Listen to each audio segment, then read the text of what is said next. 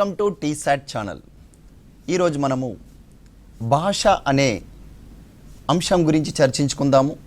సమాజ నిర్మితిలో భాగంగా ఏం చేస్తున్నామంటే మనం ప్రత్యేకంగా ప్రశ్నలు జవాబుల రూపంలో మరి ఏ విధంగా వీటిని అడిగే అవకాశం ఉంది.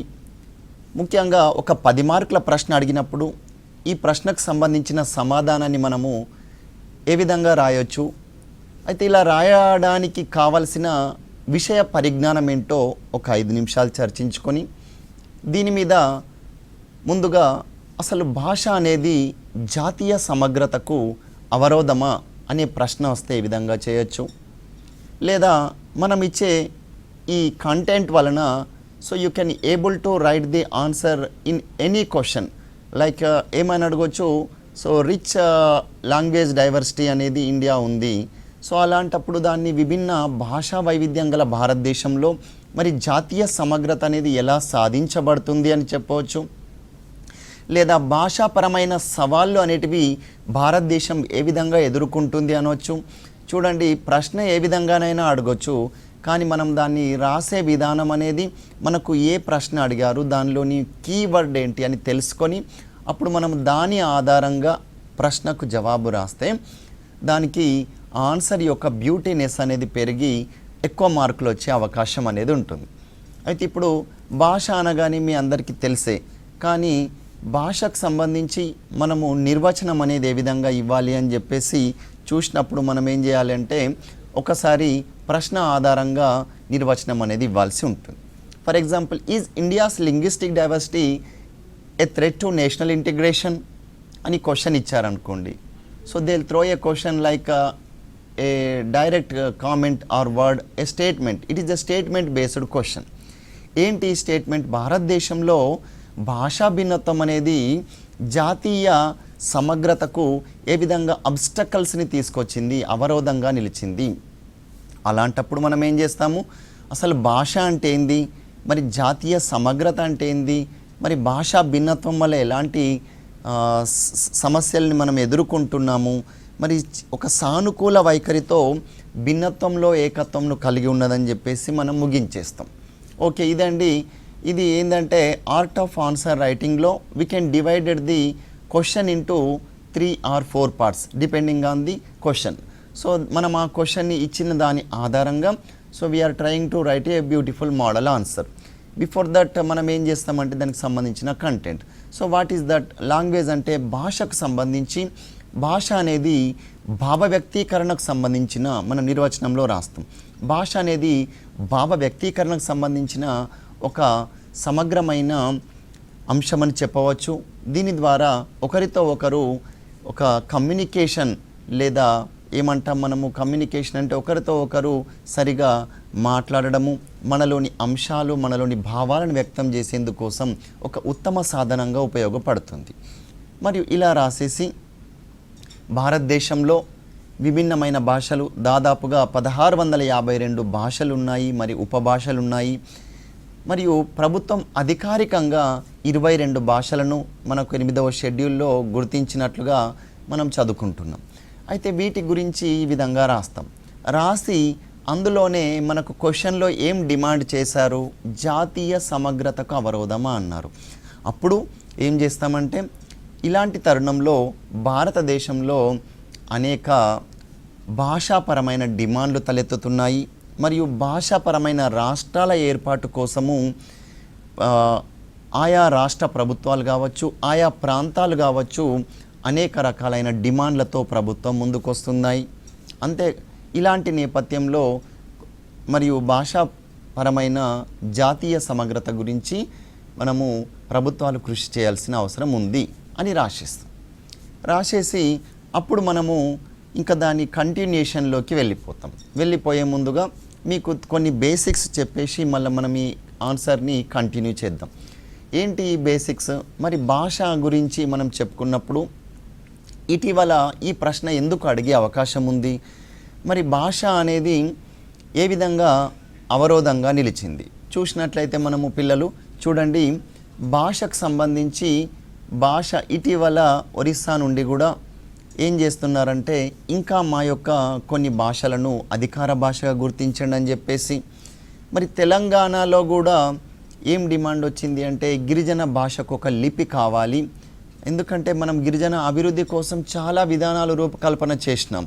కానీ in the beginning it self in the learning process ఎడ్యుకేషన్లో విద్యను నేర్చుకునేటప్పుడే వారికి వారి యొక్క మాతృభాష అనగా ఇప్పుడు జనరల్గా నేను మాట్లాడే తెలుగు, కానీ ఇదే అంశము గోండీ భాష మాట్లాడే చిన్న పిల్లవాడికి అంత ఈజీగా మీకు అర్థమవుతున్నట్లుగా ఒక ట్రైబల్ లాంగ్వేజ్ మాట్లాడే విద్యార్థికి అర్థం కాకపోవచ్చు. అలాంటప్పుడు అతనికి ఫస్ట్ ఆఈలు కావచ్చు, ఈ నేర్పించే ఉపాధ్యాయుడు ఉపాధ్యాయురాలు ఎవరైతే టీచర్ ఉంటారో వాళ్ళు ఈ భాషని వారి యొక్క మాతృభాషలో నేర్పించినప్పుడు చాలా సులువుగా నేర్చుకుంటారు. అంటే భాష యొక్క ఇంపార్టెన్స్ అనేది అంత ఉంది. అంతేందుకండి, మీరే అమెరికా వెళ్ళేసి మీరు ఇక్కడ ఎంత మంచి ఇంగ్లీష్ లాంగ్వేజ్ స్కిల్స్తో వెళ్ళినా కానీ అక్కడ సడన్గా వారి యొక్క డయలెక్ట్, వారి యొక్క స్లాంగ్ కావచ్చు, వారి యొక్క వే ఆఫ్ స్పీకింగ్, దాని యొక్క ఫాస్ట్నెస్ కావచ్చు, దాన్ని మనము ఎంత ఇంగ్లీష్ ప్రొఫెసర్ అయినా అక్కడికి వెళ్ళి దాన్ని ఈజీగా గ్రాప్ చేసుకోవాలి అంటే ఆ కంటెంట్ని వాళ్ళ యొక్క భాష యొక్క స్టైల్ని కొంచెం టైం పడుతుంది. అలాంటప్పుడు చిన్నపిల్లవాడు వాళ్ళ యొక్క కాగ్నిటివ్ ఏదైతే లాంగ్వేజ్ ప్రాసెస్ని నేర్చుకునే ఏదైతే థెరపీ అనేది ఇంటర్నల్గా ఉంటుందో అప్పుడే డెవలప్ అవుతూ ఉంటుంది. ఆయనకు ఆ అబ్బాయికి లేదా ఆ బాలికకు అప్పుడు నేర్చుకునేటప్పుడు ఏదో ఇది కొత్తది నేర్చుకుంటున్నానన్న ఫీలింగ్లో వస్తుంది. సో అందుకోసం మనము ఏం చేస్తున్నామంటే జయధీర్ తిరుమలరావు గారు కావచ్చు, మిగతా ఇంకా చాలామంది గిరిజన భాష యొక్క లిపి గురించి పరిశోధనలు చేపట్టారు. మరి దీనికి సంబంధించి ప్రభుత్వాలు కూడా ప్రోత్సాహకాలు ఇస్తున్నారు. ఇది ఒక అంశం. మరి ఇటీవల మన పద్మశ్రీ అవార్డు గ్రహీత కేతాబాద్ సోమ్లాల్ నాయక్ గారు కూడా ఇది బంజారా భాషకు సంబంధించి ఎన్నో పరిశోధనలు కూడా చేశారు అని చెప్పేసి మనము వారికి పద్మశ్రీ అవార్డు కూడా ఇవ్వడం జరిగింది. అంటే ఇవన్నీ ఎందుకు చెప్తున్నాను, ఇవన్నీ కీ పాయింట్స్ మీకు మనసులో ఉన్నప్పుడు ఈ ఆన్సర్ రైటింగ్ స్ట్రక్చర్లో దేనిని ఎక్కడ వాడాలో ఒక అంశం అనేది వస్తుంది. డైరెక్ట్గా సార్ నేను ఏదో గ్రూప్ 2 కోసమో ఇంకా దేనికోసమో నేను భాషల గురించి నేర్చుకున్నాను సార్, 8వ షెడ్యూల్ 22 భాషలు నాకు ఇంత వస్తుంది సార్ అని చెప్పేసి వరుసగా బోడో, డోగ్రీ, మైథిలి, సంతాలి, మణిపూర్, కొంకణి అని చెప్పేసి ఇలా టకటక చెప్పగలుగుతారు. అదేంటంటే ఆ కంటెంట్ అనేది ఉంది, కానీ అది మల్టిపుల్ చాయిస్ క్వశ్చన్ అడిగినప్పుడు లేదా మ్యాచ్ ద ఫాలోయింగ్ అడిగినప్పుడు ఇది ఏ సంవత్సరంలో ఏ భాషను అధికారికంగా గుర్తించారు అంటే రాయొచ్చు. కానీ wherein if you are writing the answer writing in the mains, you need to have the descriptive type of content, and you should be able to write the content in a structural manner. Then only you can write a very good and best structured presentation. So the presentation needs every candidate needs a beautiful presentation. So మనం ఆ presentation వల్లనే ఏమవుతుంది అంటే అడిషనల్గా half mark అనేది వస్తుంది. Right, this is a part. And second thing మనకేమడిగారు, జాతీయ సమగ్రత అడిగారు. జాతీయ సమగ్రత అనేది ఏమవుతుంది అసలు? జాతీయ సమగ్రత అంటే ఏంటంటే జాతీయ సమగ్రత అనేది దేశ అభివృద్ధికి చాలా దోహదం చేస్తుంది. అంటే వివిధ భాషా సమూహాలు, వివిధ మత సమూహాలు, వివిధ కుల సమూహాలు ఉన్నప్పటికీ భారతదేశంలో వీరందరూ కలిసి ఐకమత్యంగా ఉన్నప్పుడే మన యొక్క అభివృద్ధి అనేది సాధించబడుతుంది. ముఖ్యంగా సానుకూల దృక్పథంతో ఒకరి యొక్క భాషను, ఒకరి యొక్క కులాన్ని, ఒకరి యొక్క మతాన్ని మనం గౌరవించుకుంటూ పోయినప్పుడే మనం ఏదైతే లక్ష్యం ఉందో అందరికీ ఒకటి లక్ష్యం, మనము ఒక కులం కాదు, ఒక భాష కాదు, ఒక మతం కాదు, మనమందరం భారతీయులము, మనమంతా ఒకే జాతి అన్న ఐకమత్యాన్ని సాధించడానికి ఈ సమగ్రతను తీసుకురావాల్సిన అవసరం ఎంతైనా ఉంది. చూడండి, ఇప్పుడు ఈ జాతీయ సమగ్రతకు నేను చెప్పిన దాంట్లోని మీరు ఒక 2 లైన్లైనా తీసుకొని రాసుకోవచ్చు. అలాంటి మనము ఒక కంటెంట్ని బిల్డప్ చేసుకోవాల్సి ఉంటుంది. ఇది మీరు ఆలోచిస్తూ ఉంటే ఒక సాంగ్ రైటర్ లాగా, లేదంటే ఒక ఫిలింకు రాసే స్క్రిప్ట్ రైటర్ లాగా రాస్తూ పోతూ ఉంటే అదే వస్తుంది. దానికోసం మనం ఈ టీశాట్ ఛానల్ ద్వారా ఇచ్చే ఇన్పుట్స్ ఏవైతే ఉన్నాయో మీరు ఇంకా మీ స్వంతగా కొత్త అంశాలను బిల్డ్ చేసుకునేందుకోసం మీకు ఉపయోగపడతాయని ఆశిస్తున్నాను. అయితే దీనిలో ముఖ్యంగా మరి భాషా భిన్నత్వం అనేది ఏ విధంగా ఉంటుంది ఒకసారి చెప్పుకుందాం. మనం భాషా భిన్నత్వాన్ని భారతదేశంలో వివిధ రకాల భాషలు మాట్లాడే వారిని వారి భాషా సమూహాలుగా కూడా ఇండో ఆరియన్ లాంగ్వేజ్ పీపుల్ కావచ్చు, ద్రవిడియన్ భాషా సమూహాలు కావచ్చు, ఈ విధంగా మనము ఇంకేమంటాము నార్త్ ఈస్టర్న్ లాంగ్వేజెస్లో మాట్లాడే వాళ్ళది ప్రత్యేకంగా ఉన్న భాషా సమూహాలు, మళ్ళీ నిగ్రిటో భాషా సమూహము, ఆస్ట్రో ఏషియాటిక్ లాంగ్వేజెస్ సమూహము అని చెప్పేసి ఒక్క భారతదేశంలోనే ఇన్ని విభిన్నమైన భాషా సమూహాలు ఉన్నప్పుడు ప్రతి ఒక్కరూ వారి యొక్క ఐడెంటిటీ క్రైసిస్ అనేది ఉంటుంది. నా భాషకు గుర్తింపు ఉండాలి. అంతెందుకండి, ఈరోజు తెలంగాణ ఉద్యమం అనేది రావడానికి వెనకాల ఉన్న అంశం కూడా ఒకటే. ఏంటి? తెలంగాణలోని ఈ తెలంగాణ ప్రాంత ప్రజలు మాట్లాడే భాషకు ఐడెంటిటీ అనేది లేకపోయింది, సినిమాలలో లేకపోయింది. వారి యొక్క స్లాంగ్ని ఏమంటాం మనము, స్లాంగ్ని ఒక రకంగా అవహేళన చేస్తున్నారు అని చెప్పేసి మళ్ళీ పాష్గా మాట్లాడే వారిని మనం బయట ఏం చేస్తున్నామంటే అలా మాట్లాడితేనే నాకు ఉద్యోగం వస్తుందేమో, నాకు అలాంటి పాష్ లాంగ్వేజ్ స్పీకింగ్ అని చెప్పేసి ఇటీవల ఈ 2 రోజుల కిందట మన గౌరవ ముఖ్యమంత్రి రేవంత్ రెడ్డి గారు కూడా ఒకటి అన్నారు. నేను విదేశాల్లో చదువుకోకపోయినప్పటికీ ప్రభుత్వ పాఠశాలలో నేర్చుకున్న నా యొక్క గ్రాంధికమైన అంశాల ఆధారంగా నేను ఈరోజు మీ ముందు వచ్చి ఇంత స్వేచ్ఛగా ఇంత ప్రభుత్వ పాఠశాలలు నేర్చుకున్న నా యొక్క ఈ భాష, ఈ యొక్క సంస్కృతి, ఈ యొక్క జ్ఞానం ఆధారంగా నేను మీకు ఇక్కడ ఒక ముఖ్యమంత్రిగా మాట్లాడగలుగుతున్నాను అని చెప్పేసి. అంటే దానికి కారణం చిన్నప్పుడు వారి ఉపాధ్యాయులు బోధించిన ఆ యొక్క అంశాలే ఉపయోగపడ్డాయి. అందుకోసం భాష అనేది విద్యార్థి స్థాయిలోనే అభివృద్ధి చేసుకుంటే వారికి అవరోధంగా నిలవదు. అయితే మరి ఎక్కడ ఐడెంటిటీ క్రైసిస్ అనేది వస్తుంది? మా భాషను అధికార భాషగా గుర్తించండి, వన్ థింగ్. సెకండ్ థింగ్ వచ్చేసి మరి మా భాషకు ఒక లిపి లేదు, మా భాషకు గుర్తింపు లేదు అని చెప్పేసి, మరియు ఇంకా ఇంపార్టెంట్ పాయింట్, ఈ త్రిభాషా ఫార్ములాలో దక్షిణ భారతదేశంలోని వాళ్ళు ఏమంటున్నారు, హిందీనే ఎందుకు 3 భాషలలో ఉంచాలి అని చెప్పేసి. లేదు, మేము 1960sలో ఏమన్నారంటే లేదు, ఓన్లీ 2 లాంగ్వేజ్ ఫార్ములా అని చెప్పేసి తమిళనాడు వాళ్ళు సొంతగా ఒకటి ఏర్పాటు చేసుకున్నారు. So English and Tamil we use for academics అని చెప్పేసి ఏం చేశారు, అవి రెండింటినే మేము వినియోగించుకుంటాము అన్నారు. అంటే ఇంగ్లీష్ అనేది నేషనల్ ఇంటర్నేషనల్ ఎక్కడైనా ఉపయోగపడుతుంది, కానీ హిందీ ఎందుకు అన్నది ఒకటి వచ్చేసింది ఇక్కడ ప్రశ్న. అలాగే న్యూ ఎడ్యుకేషన్ పాలసీ, నూతన విద్యా విధానం మళ్ళీ ఏం నొక్కి చెప్పింది, త్రిభాషా formula, like Hindi and English must. అలాగే నువ్వు తమిళనాడులో ఉంటే తమిళంని నీకు ప్రాథమిక విద్యాభ్యాసంలో నేర్చుకోవాలి, నువ్వు కర్ణాటకలో ఉంటే కన్నడాని, నువ్వు మహారాష్ట్రలో ఉంటే మరాఠీని, కాశ్మీర్లో ఉంటే జమ్మూ కాశ్మీర్లో కాశ్మీరీ కావచ్చు, ఉర్దూ కావచ్చు. తెలంగాణలో మనము ప్రాథమిక భాషలుగా తెలుగు అండ్ ఉర్దూని కూడా గుర్తించాం. చూడండి, ఇలాంటి స్వేచ్ఛ ఉంది. అయినా కానీ కొందరు ఏం చేస్తున్నారంటే రాజకీయ నేపథ్యంలో కొన్ని అవరోధాలు సృష్టించాలని భాషా ప్రాతిపదికన కొన్ని డిమాండ్లు తలెత్తుతున్నారు. అఫ్కోర్స్ అందులో కూడా డిమాండ్లలో సానుకూలంగా చూడొచ్చు, కానీ ప్రతి భాషని మనము ఈ విధంగా అధికార భాష అంటే 1652 అధికార భాషలు చేస్తే ఎలా ఉంటుంది మీరే గమనించండి. అయితే ఇది సాధ్యమా అంటే అన్నిటినీ అధికార భాషగా చేయలేము, కానీ అందరినీ సమ్మిళితం చేసుకుంటూ ఒక కామన్ లాంగ్వేజెస్ని హిందీ, ఇంగ్లీష్ను చేసుకుంటూ మరి మాతృభాష యొక్క ఆవశ్యకత అనేది తప్పనిసరిగా ఉంది. కావున వీటిని కూడా మనము సమ్మిళితం చేస్తూ త్రిభాషా ఫార్ములాని మనము అవలంబించినప్పుడు మనం కొఠారి కమిషన్ 1968లో వాళ్ళు సూచించిన అంశం కూడా అదే. భాషలు అనేది ప్రాథమిక భాషని కూడా సూచించాలి అని చెప్పేసి చెప్పారు. మళ్ళీ ఇది ఇలాంటి అంశాలు భాషాపరంగా చెప్పుకున్నాం.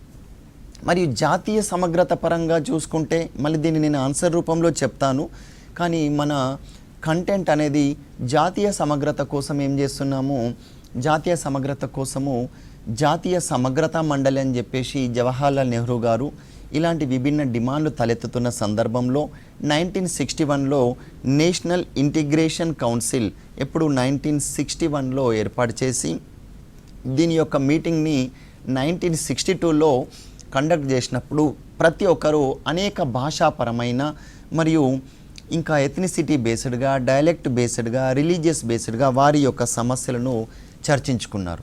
దాని నేపథ్యంలో ఈ జాతీయ సమగ్రత మండలి ఈ తర్వాత వచ్చిన ప్రధానమంత్రుల అధ్యక్షతన కంటిన్యూగా అవుతుంది. ఇలాంటి కంటిన్యూషన్లో భాగంగా దీని గురించి అనేక డిస్కషన్లు చేస్తున్నారు. వారి యొక్క డిమాండ్లను తలెత్తుతున్న వాటిని పరిష్కరిస్తున్నారు. సో ఇలాంటి పరిష్కార మార్గాలు కూడా ఈ విధంగా చేస్తున్నామని నీకు ఒక ఐడియా ఉండాలి. ఒక అభ్యర్థిలాగా, ఒక పోటీ పరీక్షలు ప్రిపేర్ అయ్యే విద్యార్థికి ఉండాల్సిన కనీస అంశాలు ఇలాంటివి.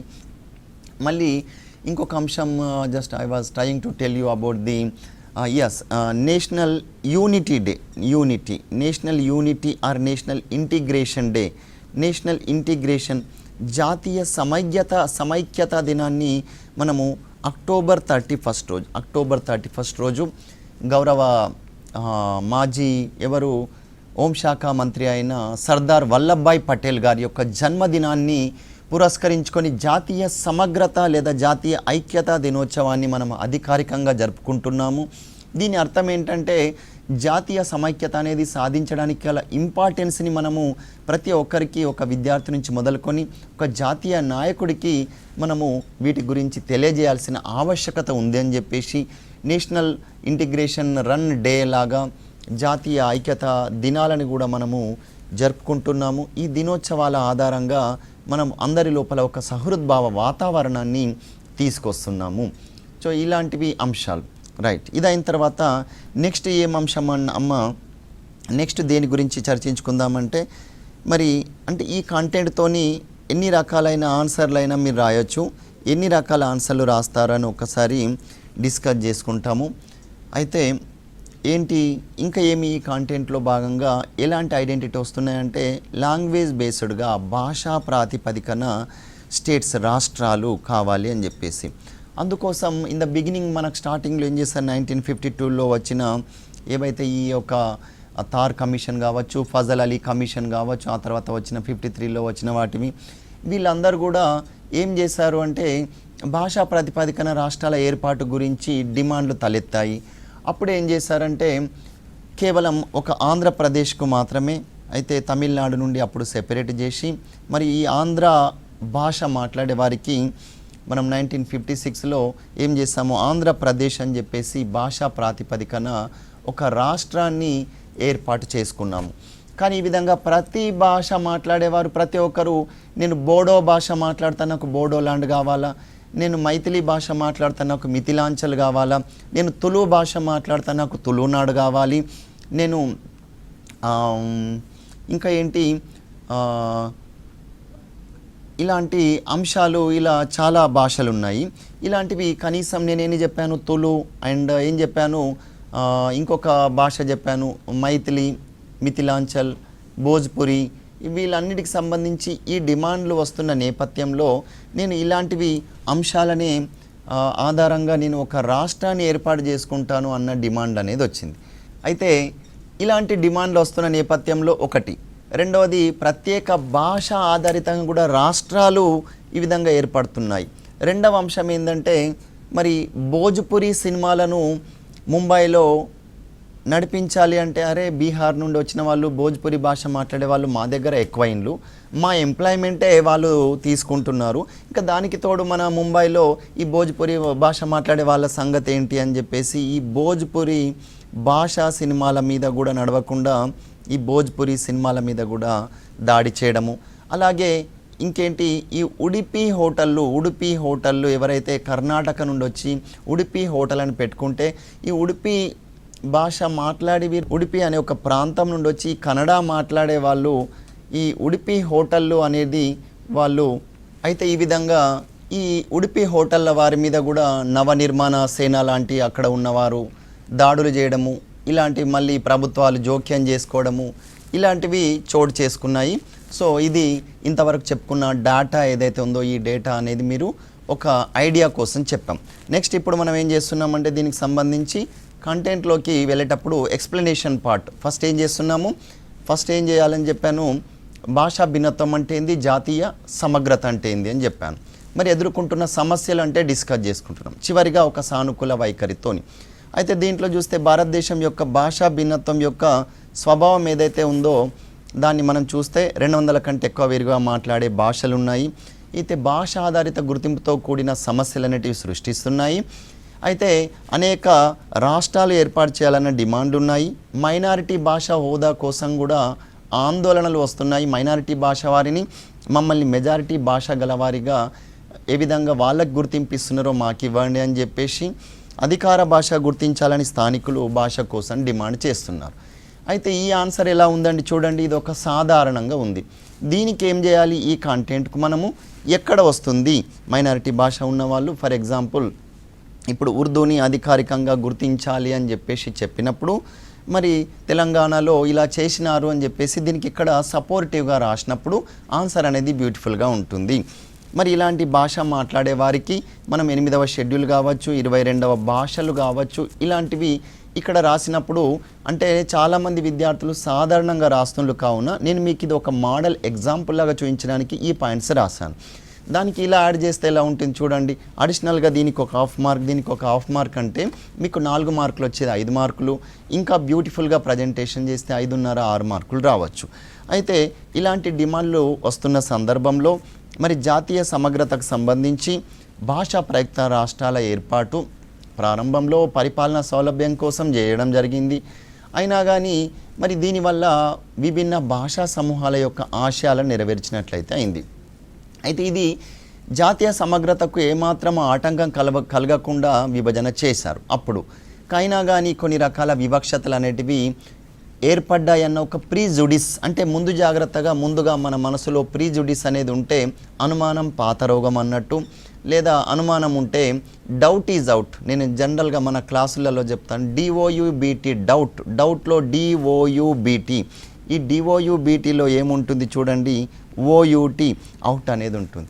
ముందే ఇలా ఉంది అలా ఉంది నన్ను తక్కువ అంచనా వేస్తున్నారని ఒక వ్యక్తికి తన మనసులో ఉన్నప్పుడు ఎన్ని రకాల వాళ్లకు ఎంత మంచి చేసినా కానీ ఏమీ చేయలేదు అన్న ఒక భావనలో ఫీలింగ్లో ఉంటారు. అలాంటి ప్రీజుడిస్తో కూడుకొని ఉండడం వల్ల భవిష్యత్తులో వివక్షత చూపించడం వల్ల జాతి సమగ్రతకు ముప్పు వాటిల్లే ప్రమాదం ఉంది.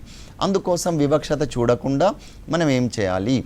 మరి నలుగురితో విచారించకుండా విభజనలు చేయడం వల్ల ఏమవుతుంది అంటే వేర్పాటువాద భావనలు సృష్టించినట్లు అవుతుంది. ఇలాంటివి తలెత్తినాయి. అందుకోసం ఈ ప్రాంతీయ పరంగా లేదా ఒక వారి యొక్క స్థానికత, వారి యొక్క చారిత్రాత్మక అంశాలను బేస్గా చేసుకొని విభజనలు చేయాలి.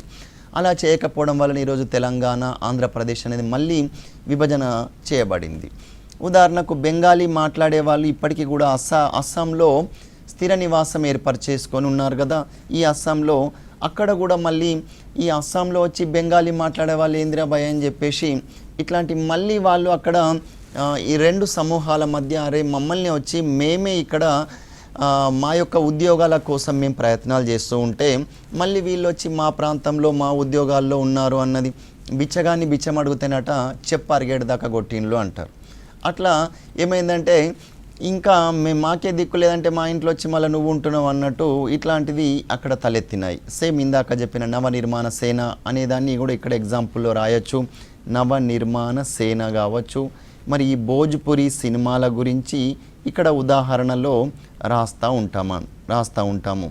ఇలాంటివి మరి కన్నడ, మలయాళం మాట్లాడేవారు ఆంధ్రప్రదేశ్లో ఉండి వీరికి మేము మైనారిటీ భాష మాట్లాడే ప్రజలమన్న భావన ఉంది. సో ఇలాంటి ఉదాహరణలకు మనం సపోర్టింగ్గా ఏం రాస్తాము? అఫ్కోర్స్ ఉన్నప్పటికీ ఇప్పుడు మనం తెలంగాణలో చూస్తే ఉర్దూ మీడియం పాఠశాలలు ఉన్నాయి, కన్నడ మీడియం పాఠశాలలు ఉన్నాయి. ఈవెన్ ఆదిలాబాద్ లాంటి ప్రాంతాలలో మనము అక్కడ మహారాష్ట్ర బార్డర్ కావున మరాఠీ మీడియం కూడా ఉంది. మరాఠీ మీడియం ఇక్కడ మనము ఈ జహీరాబాద్ చుట్టుపక్కల వెళ్తే కన్నడ మీడియం కూడా అధికారికంగా మనం నడిపిస్తున్నాము. అలాంటి లాంగ్వేజ్ భాషా పండితులను తీసుకొని అక్కడ ప్రాథమిక విద్యాభ్యాసం కూడా నేర్పిస్తున్నాము. అయితే ఇలాంటి వాటిని మనం సపోర్టింగ్గా రాయాలి. కేవలము ఉదాహరణలు అంటే ప్రాబ్లమ్సే రాయకుండా ప్రభుత్వాలు ఏం చేస్తున్నాయో కూడా ఒకవైపు రాస్తూ పోవాలి. మరి ప్రభుత్వం వీరి కోసం ఏం చేసింది? ఆర్టికల్ 29, 30, 347, 350ల ద్వారా ఇవ్వడం జరిగింది. మనం పాలిటీ ఆన్సర్ రాసేటప్పుడు 29, 30 ద్వారా ఏం చేసినాం, 347 ద్వారా ఏం చేసినాం, 350 ద్వారా చేయొచ్చు. ఇక్కడ 10 మార్కుల్లో అడిగినప్పుడు ఏం చేస్తామంటే 29, 30ల ద్వారా డైరెక్ట్గా రాసేస్తాము. వారి యొక్క భాష, సంస్కృతి, లిపిలను మైనారిటీలు రక్షించుకునే అవకాశం రాజ్యాంగంలోని ప్రాథమిక హక్కుల్లోని 3వ భాగంలో పొందుపరిచారు. అంటే అక్కడ మీ కంటెంట్ ఎంతొచ్చు, ఇంకా ఏదైనా ల్యాకింగ్ అనిపిస్తుంది అన్నప్పుడు, మీకు ప్లేస్ ఉన్నప్పుడు దీన్ని ఎక్స్ప్లెనేషన్ చేస్తాము. లేదంటే at least you are trying to write something అని వాళ్ళకు ఎగ్జామినర్కు తెలవడానికి ఇంత రాసినా సరిపోతుంది. మరి 350ల ద్వారా భాషాపరమైన అధికారిని అధికార భాషలుగా గుర్తించడము, ప్రాచీన భాషలుగా ఏ భాషకు ప్రాధాన్యత ఇవ్వాలి అన్నప్పుడు దక్షిణాది రాష్ట్రాలలో తమిళనాడుకు అతి ప్రాచీన భాష హోదా ఇవ్వండి అంటే ఇచ్చేసినాం. వాళ్ళు ఏమైనా కొంచెం కూల్ అయిన్లు. ఆ తర్వాత మరి ఇంకెవరికి ఇచ్చారు? ఈ సంస్కృతానికి ఇచ్చారు, తెలుగుకి ఇచ్చారు, కన్నడకి ఇచ్చారు. ఈ విధంగా హిందీ వ్యతిరేక ఉద్యమాలు వచ్చిన నేపథ్యంలో ప్రాచీన భాష హోదాని కూడా కల్పించడం జరిగింది. త్రిభాషా ఫార్ములా అన్నప్పుడు నేషనల్ ఎడ్యుకేషన్ పాలసీ 2020, మరి గతంలోని కోటారి కమిషన్, వీటిని కూడా రాస్తూ రాయాలి. అప్పుడు ఓన్లీ ఇలా వర్డ్ రాస్తే ఏముంటుంది, సాధారణంగా ఉంటుంది. అందుకోసం జవాబులో పంచ్ డైలాగులు ఉండడానికి కోసం ఒక సపోర్టివ్ పాయింట్స్, మనం ఎగ్జాక్ట్లీ చెప్పాలంటే ఈ సపోర్టివ్ పాయింట్స్ రాసినప్పుడు బాగుంటుంది. ఇన్ని ఎగ్జాంపుల్స్తో రాసి మళ్ళీ ఏం చేస్తాము, ముగింపులో మరి ఇలాంటి అవరోధాలు తలెత్తుతున్న నేపథ్యంలో మళ్ళీ ఒక సజెషన్ ఇస్తూ ఆన్సర్ రాయాలి. What is that suggestion? In that suggestion you should write about the 1961 national integration council లాంటివి మనము ఇంకా పటిష్టపరుస్తూ ప్రతి సంవత్సరం పీరియాడికల్గా ప్రధానమంత్రి, హోంమంత్రి యొక్క అక్కడ ప్రజెన్స్లో ఇలాంటి వాటిని, వారి యొక్క సమస్యలను తెలుసుకున్నప్పుడు మరి వివిధ రాష్ట్రాల నుండి వివిధ ఎన్జిఓల సహకారంతో, వివిధ భాషాపరమైన డిమాండ్లు తలెత్తుతున్న ఆ లీడర్స్ సహకారంతో వీటిని సాల్వ్ చేసే అవకాశాలను మనము తెలుసుకోవాల్సిన ఆవశ్యకత ఉంది. మరియు ఇక్కడ ముగింపులో ఏం చేస్తాము, ఈ అక్టోబర్ 31 రోజు జాతీయ సమగ్రత దినోత్సవం నిర్వహించుకున్న సందర్భాలలో వీళ్ళందరినీ ఏకతాటిగా తీసుకొచ్చి, మరియు ఇలాంటివి ఇందాక మనము tribal dance, tribal museum, tribal ఫెస్టివల్స్లలో ఆ ట్రైబల్ భాష మాట్లాడే వారి యొక్క సంస్కృతిని పరిరక్షిస్తూ వారి యొక్క ఉత్సవాలని నిర్వహిస్తున్నాము. ఇది ఒక శుభ పరిణామము. మరియు భాషాపరమైన అవరోధాలు తలెత్తకుండా ఏదైతే కొత్త డిమాండ్లు వచ్చినాయో వారి యొక్క మాధ్యమాలను రక్షిస్తున్నాము. మరియు ఇంకా బ్యూటిఫుల్గా ఇంకా ఆన్సర్ రాయాలంటే ఈ భాషా సేతు అని చెప్పేసి, ఈ భాషా సేతు అని ఒక యాప్ కూడా వచ్చింది. దీని ద్వారా ఎలాంటి హిందీలో ఉన్నదాన్ని ఇంగ్లీష్లో ఉన్నదాన్ని తెలుగులోకి నువ్వు ఎక్కడైనా ట్రాన్స్లేట్ చేసుకునే ఈ రోజుల్లో సామాజిక మాధ్యమాలని లేదా ఇలాంటి యాప్స్ని ఉపయోగించుకొని ఇలాంటి ఉపకరణాల ద్వారా, ఇలాంటి మాధ్యమాల ద్వారా వారి భాషా అవరోధాలను తొలగించుకునే ప్రయత్నం అనేది ప్రభుత్వాలు చేస్తున్నాయి, అధికారికంగానే చేస్తున్నాయి.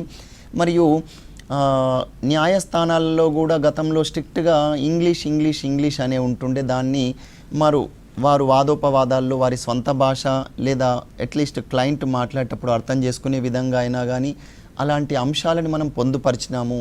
ఇది చాలా మంచి శుభ పరిణామము. ఇలా చెప్పుకుంటూ పోతే నేను 10 ఎగ్జాంపుల్ చెప్తున్నాను.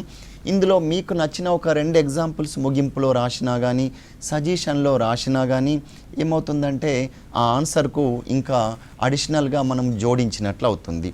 అందుకోసం మరి దేశమంతటా ఒకే పదజాలం సంస్కృత భాష వలన వచ్చిందని చెప్పినా కానీ ఇండో ఆర్యన్ ద్రవిడ భాషల మధ్య సంస్కృతం అనేది ఒక సంధానకర్తగా వ్యవహరించింది.